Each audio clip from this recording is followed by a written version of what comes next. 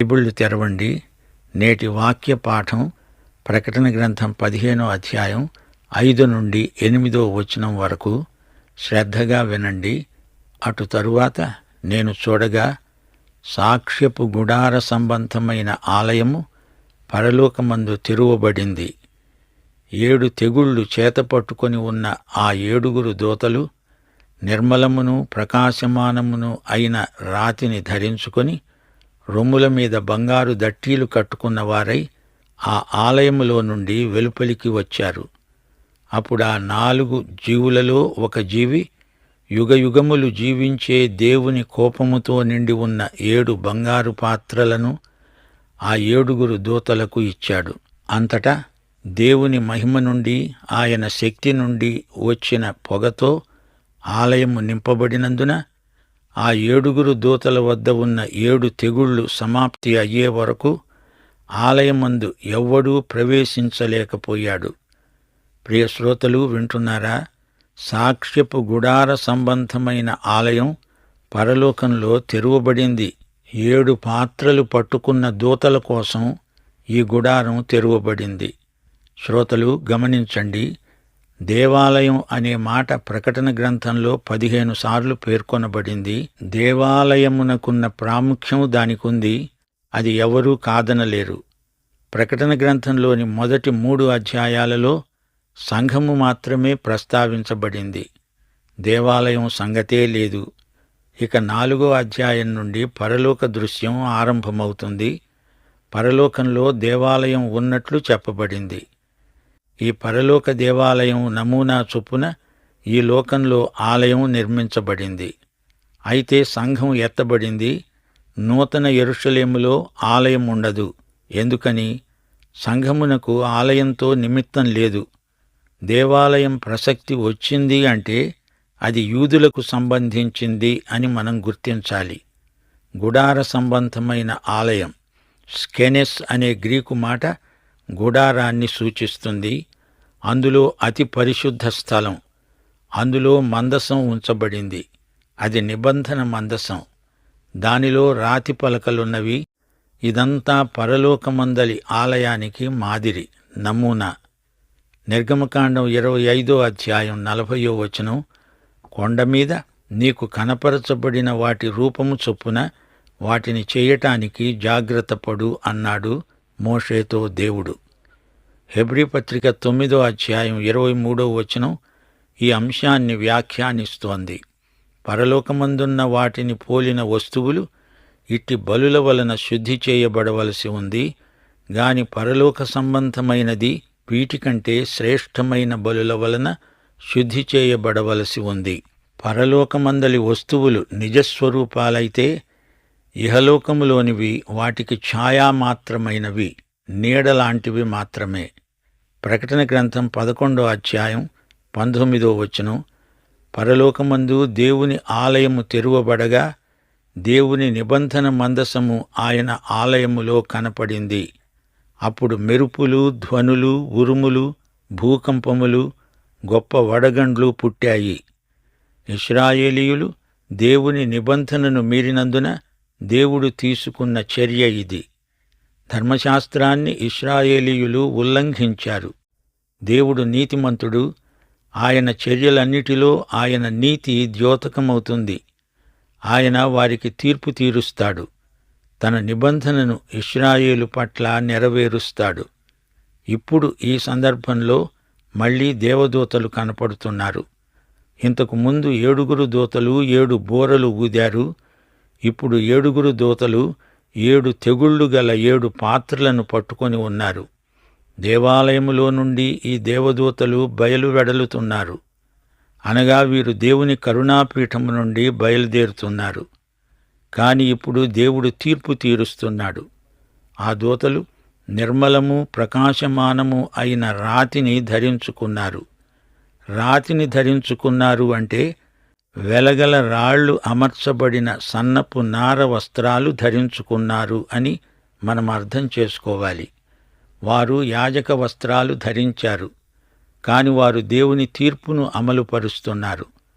వారి చేతిలో తెగుళ్ళు గల పాత్రలున్నాయి. వారు బంగారు దట్టీలు ఛాతీ మీద కట్టుకొని ఉన్నారు. ఇది కూడా యాజకుల దుస్తులలో భాగమే. అయితే ఈ దేవదూతలు యాజకుల పరిచర్య చేయటం లేదు, తీర్పును అమలు పరుస్తున్నారు. లోకానికి తీర్పు తీర్చే సమయమిది. దేవుని మహిమ శక్తి ధూమముతో ఆలయము నిండిపోయింది.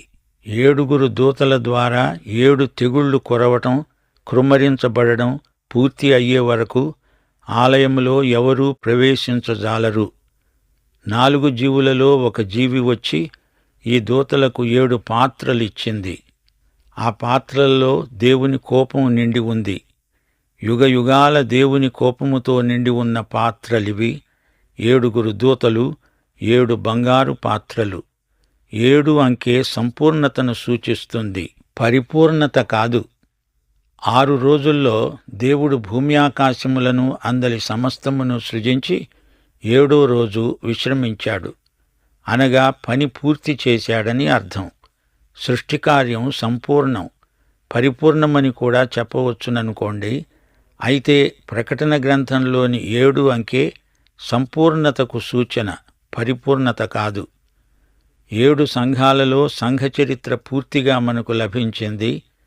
7 ముద్రలు, 7 బూరలు మొదలైన వరుస క్రమంలో పూర్తి శ్రమలు, ప్రతిదీ పూర్తిగా చూపబడింది. 7 ముద్రలలో విస్తృతమైన ప్రవచన రేఖ కనిపిస్తోంది. 7 సంవత్సరాలలో చివరి 3.5 సంవత్సరాలైతే మహాశ్రమలు. అది పూర్తి శ్రమల కాలం. 7 దూతలు తలా ఒక బంగారు పాత్ర పట్టుకొని ఉన్నారు. ఆ పాత్రలలో దేవుని ప్రేమ కాదు, దేవుని కోపం నిండి ఉంది. దేవుని మహిమ పొగ. దేవాలయము అన్నప్పుడు ఇది సంఘానికి సంబంధించింది కాదు అని ఎవరైనా సులభంగా గ్రహించగలరు. దేవాలయమన్నా గుడారమన్నా అది సంఘ సంబంధమైనది కాదు. సంఘం ప్రత్యేకంగా ఒక గుడి మీద, గుడారము మీద ఆధారపడి ఉండదు. సంఘమే పరిశుద్ధాత్మకు ఆలయం. ఈ ఆలయం, గుడారం ఇశ్రాయేలుకు చెందింది. వారికి గుడారముంది, ఆలయమున్నది. కొత్త నిబంధన ఇశ్రాయేలు కార్యక్రమాన్ని రద్దు చేయదు. ఇశ్రాయేలు ఉంది, ఉంటుంది. కాని సంఘ కార్యక్రమం వేరు. ఇప్పుడు ఈ 7 బంగారు పాత్రలను చూడండి. శ్రమలలో చివరి 3.5 సంవత్సరాల కాలాన్ని ఇది చూపుతుంది. ఈ పాత్రలు చిప్ప ఆకారంలో ఉన్నాయి. క్రీస్తును తిరస్కరించిన ఈ లోకం మీదికి ఈ పాత్రలు తీర్పును కృమ్మరిస్తున్నాయి. యేసు రక్తాన్ని నిరాకరించిన లోకం పాపానికి శిక్ష అనుభవించక తప్పదు. ఇది మానవునికి సైతానుకు ఉన్న వైరం కాదు. ఇది యేసుక్రీస్తు నేరుగా తీసుకుంటున్న కఠిన చర్య. సాత్వికుడైన యేసును మనమెరుగుదుము. ఇప్పుడిక్కడ గొర్రెపిల్ల ఉగ్రతను చూస్తున్నాము. గొర్రెపిల్ల ఉగ్రత ఎలా ఉంటుందో ఎవరు ఊహించగలరు? సింహము గర్జిస్తుంది, గొర్రెపిల్ల గర్జిస్తుందా? అయితే గొర్రెపిల్ల మహోగ్రత లోకం మీద కృమ్మరించబడినప్పుడు ఆ తీవ్రతకు భూమి అతలాకుతలమైపోతుంది. పాత నిబంధన ప్రవక్తలు పాత్రను తీర్పుకు సంకేతంగా ప్రయోగించారు. మానవుల అక్రమ పాత్ర నిండే వరకు యెహోవా కనిపెడుతున్నాడు అని ప్రవక్తలు హెచ్చరికలు చేశారు. అది నిండింది అంటే దేవుని తీర్పు మొదలైంది అని అర్థం. ఈ 7 పాత్రలు దేవుని ఉగ్రత పాత్రలు. మానవుని పాపము గాని, సైతాను విరోధము గాని కాదు. ఈ బంగారు పాత్రలు దేవుని తీర్పును చూపుతున్నాయి. దేవుడే నేరుగా చర్య తీసుకుంటున్నాడు. 7 బంగారు పాత్రలు దేవుని ఉగ్రత పాత్రలు, తీర్పు పాత్రలు. దేవుడు గైకొన్న ప్రత్యక్ష చర్య సాధనములే 7 పాత్రలు. ప్రియ శ్రోతలు, ప్రకటన గ్రంథంలోని కేంద్ర సత్యం ఒకటుంది. మనం లోకములో నుండి ప్రత్యేకించబడిన వారము. పరిశుద్ధ జీవితానికి అవసరమైన ప్రాథమిక పాఠాలు మనకు ఈ గ్రంథం నేర్పుతుంది. దేవుని బిడ్డలమైన మన విలువలు ప్రత్యేకమైనవి. మనము యేసు ప్రభువుకు పూర్తిగా ప్రతిష్ఠించబడిన ప్రజలం. క్రీస్తునందు మనకు ఆధ్యాత్మిక శక్తి కొలత లేకుండా సరఫరా అవుతుంది. లోకంలో అనేక రకాల మంత్రతంత్రాలున్నాయి, కాని మనకు వాటితో నిమిత్తం లేదు. లోకములోని సాంఘిక ఆర్థిక ప్రమాణాల కంటే క్రీస్తునందు మనకు ఉన్నతమైన జీవిత విధానం వాగ్దానం చేయబడి ఉంది. నిత్యత్వపు పరిమాణము గల దేవుని దృక్పథాన్ని మనం అలవరుచుకుంటాము. మనకు వర్తమాన కాలజ్ఞానం దీన్ని బట్టి ఎంతో అర్థవంతమవుతుంది. లోకంలో మనుషులు ధనవంతులం కావాలని, ధనవృద్ధి చేసుకోవాలని ఉబలాట పడతారు. లోక ధనాన్ని నమ్మకూడదు, అది మోసకరమైంది అని ప్రభువు లవొదికయ్య లేఖలో స్పష్టం చేశాడు. లోక సంబంధమైన ఆస్తిపాస్తులకు ఆధ్యాత్మిక విలువ బొత్తిగా లేదు. ధన కనక వస్తువాహనాలు ఆధ్యాత్మికంగా ఎందుకు పనికిరాని పదార్థాలు. లోకములోని లావాదేవీలు, క్రయ విక్రయాలు రాను రాను మృగపు ముద్ర, మృగపు పేరు, దాని పేరిటి సంఖ్య కలిగినవై దేవుని నుండి మనుష్యులను నిత్యత్వపు దూరానికి లాక్కుపోతాయి అని ప్రకటన గ్రంథం 13వ అధ్యాయం 16వ వచనం చెబుతోంది. లౌకిక మనస్తత్వం, ప్రవర్తన, జీవిత విధానం మనం అవలంబించకూడదు అని ప్రకటన గ్రంథం బోధిస్తుంది. అంతేకాదు, ప్రకటన గ్రంథం మనకు విశ్వాస పథంలో అవసరమైన మెళుకువలు, హెచ్చరికలు నేర్పుతుంది. దేవుణ్ణి గురించిన జ్ఞానమే మన విశ్వాసానికి ఆధారం. ఎన్ని శ్రమలు, హింసలు కలిగినా ప్రభువునే నమ్ముకొని ఉండాలి. లోకమును జయించే విజయం మన విశ్వాసమే. యేసు రక్తమే మన విజయ రహస్యం. విశ్వాసులు మరణాన్ని సైతం లెక్క చెయ్యరు. ప్రకటన గ్రంథం మీరు వింటూ ఉండగా 1వ అధ్యాయం 3వ వచనాన్ని మాత్రం మరువకండి. సమయము సమీపించింది గనుక ఈ ప్రవచన వాక్యాలు చదివేవాడు, వాటిని విని ఇందులో రాయబడిన సంగతులను గైకొనేవాడు ధన్యుడు. 10 దినములు మీకు శ్రమ కలుగుతుంది. మరణం వరకు నమ్మకంగా ఉండు. నేను నీకు జీవకిరీటమిస్తాను అంటున్నాడు ప్రభువు. నా నామమును గట్టిగా చేపట్టు. నా యందలి నీ విశ్వాసాన్ని విసర్జించేవు జాగ్రత్త అని ప్రభువు హెచ్చరిస్తున్నాడు. ప్రకటన గ్రంథం 13వ అధ్యాయం 10వ వచనం, పరిశుద్ధుల ఓర్పునకు విశ్వాసానికి కఠిన పరీక్ష రాబోతోంది.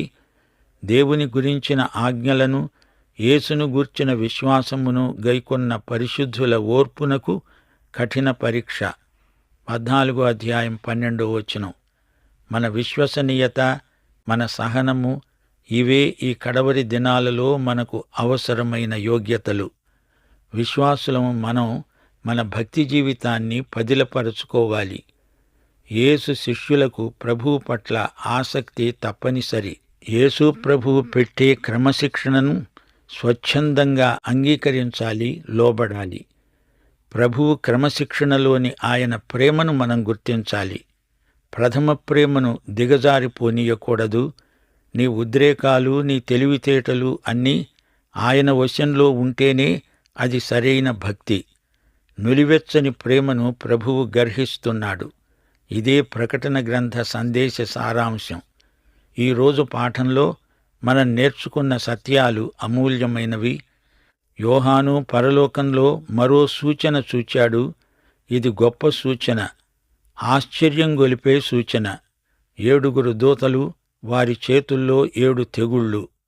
ఇవే మహాశ్రమలలో చివరి తెగుళ్ళు. ఈ తెగుళ్లలో దేవుని ఉగ్రత పరాకాష్ఠ బిందువును చేరుకుంది. అదిగో స్ఫటిక సముద్రం. అది అగ్నితో మిళితమై ఉంది. ఈ స్ఫటిక సముద్రము వెనుక దేవుని వీణలను చేబూని కొందరు విజేతలు నిలిచి ఉన్నారు. వీరు మృగముతో పోరాడి గెలిచి వచ్చినవారు. మృగప్రతిమను, మృగము యొక్క పేరు సంఖ్యను ఎదిరించి గెలిచిన జయశీలురే వీరు. దేవుని మహోగ్రత పాత్రలు 7. 3 విడతలుగా 7 శ్రమల సూచనలు కనిపించాయి. ప్రకటన 4వ అధ్యాయం 6వ వచనంలో స్ఫటిక నది ఉంది. అది స్ఫటికమును పోలిన గాజు వంటి సముద్రం. గాని ఇక్కడ అగ్నితో కలిసిన స్ఫటిక సముద్రం. ఇది తీర్పు. హెబ్రీ పత్రిక 12వ అధ్యాయం 29వ వచనం, మన దేవుడు దహించే అగ్ని అయి ఉన్నాడు. అనగా ఆయన తీర్పరి. నిర్గమకాండం 9:24 వడగండ్లతో కలిసిన పిడుగుల అగ్ని. మత్తయి సువార్త 3:12 ఆయన చేట ఆయన చేతిలో ఉన్నది. ఆయన తన కళ్ళమును బాగుగా శుభ్రము చేసి గోధుమలను కొట్టులో పోసి ఆరని అగ్నితో పొట్టును కాల్చివేస్తాడు. ఈ పాఠం ముగింపులో 8 మరోసారి పరిశీలిద్దాము. దేవుని మహిమ నుండి, దేవుని శక్తి నుండి వచ్చిన పొగతో ఆలయము నింపబడింది. పాత నిబంధనలో దేవుని మహిమ ఒక పొగ వంటిదని చెప్పబడింది. యెషయా గ్రంథం 6:4 మందిరము ధూమము చేత నిండిపోయింది. ధూమము అంటే పొగ.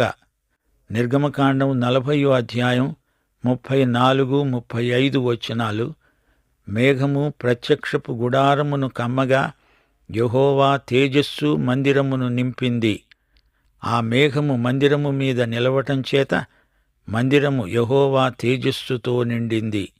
గనుక మోషే ప్రత్యక్షపు గుడారములోనికి వెళ్ళలేకపోయాడు.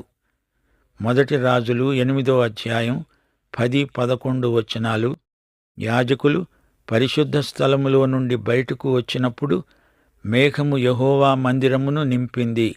కాబట్టి యెహోవా తేజోమహిమ యెహోవా మందిరములో నిండుకొనగా ఆ మేఘమున్న హేతువు చేత యాజకులు సేవ చెయ్యటానికి నిలువలేకపోయారు. పొగ, ధూమము, మేఘము, తేజోమహిమ ఇవన్నీ పర్యాయ పదాలు. సమీపింపరాని దురవగాహమైన తేజస్సు.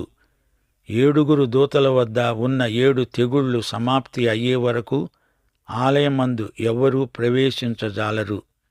ఈ తీర్పులను ఎవరూ ఆపలేరు. అవి వచ్చి తీరతాయి. మరో మాట, గుడారాన్ని సాక్ష్యపు గుడారము, ప్రత్యక్ష గుడారము అంటాము. అనగా అది ఆరాధన గుడారం, గుడారము లాంటి ఆలయం. ఈ దేవదూతలు దేవాలయ మందసం నుండి వస్తున్నారు. అందులో ధర్మశాస్త్రపు పలకలున్నాయి. వీరు ధర్మశాస్త్రాన్ని మీరినందున దూతలు దేవుని తీర్పును అమలుపరచడానికి సరిగ్గా అక్కడి నుండే వస్తున్నారు.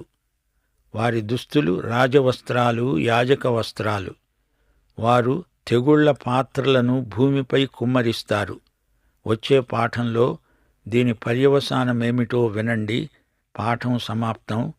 ప్రభువైన యేసుక్రీస్తు వారి కృప, తండ్రి అయిన దేవుని ప్రేమ, పరిశుద్ధాత్మ సహవాసము మనకు నిత్యత్వము పర్యంతము తోడై ఉండునుగాక.